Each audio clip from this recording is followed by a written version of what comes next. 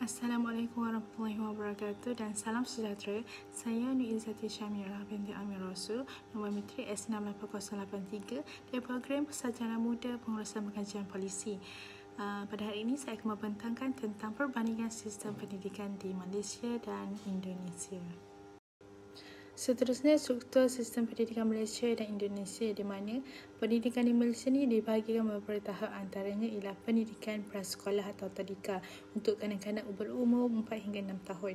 Yang kedua, pendidikan rendah untuk murid berumur 7 hingga 12 tahun, biasanya selama 6 tahun. Yang terdapat dua jenis sekolah rendah, iaitu sekolah SK, iaitu sekolah kebangsaan, dan sekolah jenis kebangsaan SJK yang terbahagi kepada SJK Cina dan SJK Tamil.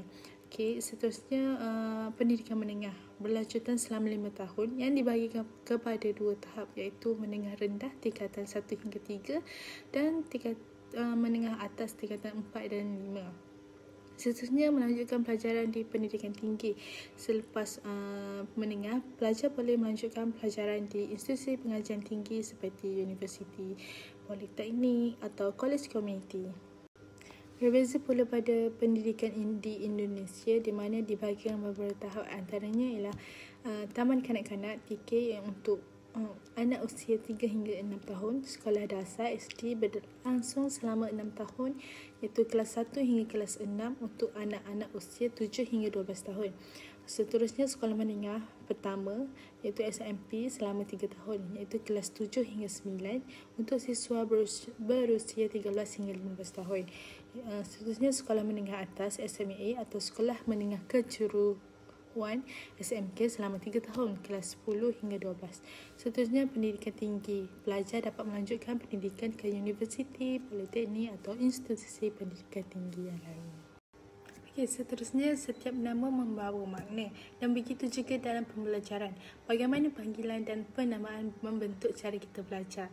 Kalau di Malaysia, encik atau puan ni digunakan untuk pensyarah yang tidak mempunyai gelaran akademik atau profesional. Kalau encik, cik untuk pensyarah bujang atau wanita yang masih bujang. Kalau panggilan doktor ni untuk pensyarah yang memiliki gelar doktor PhD. Profesor ni digunakan untuk pensyarah yang mencapai tahap profesor, sama ada profesor makyar atau profesor penuh. Di Indonesia pula, panggilan bapa atau ibu, panggilan formal yang hormat, iaitu bapa untuk dosen lelaki, ibu untuk dosen perempuan. Sama juga dengan pak atau bu, itu lebih singkat lah. Kalau doktor juga, dosen yang memiliki gelar doktor PhD. Profesor, dosen yang memegang gelar profesor. Dosen ni pensyarah atau pengajar universiti.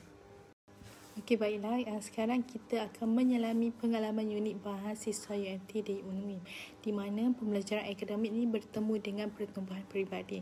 Yang pertama, perbezaan pembelajaran. Kami mengalami kaedah pengajaran yang mungkin berbeza daripada yang mereka biasa di UMT. Di UNMIM, pengajaran cenderung lebih bersifat kuliah yang memberikan mereka peluang untuk menyesuaikan diri dengan cara belajar yang baru. Ia juga membantu mereka memperluaskan pemahaman tentang pelbagai pendekatan dalam pendidikan.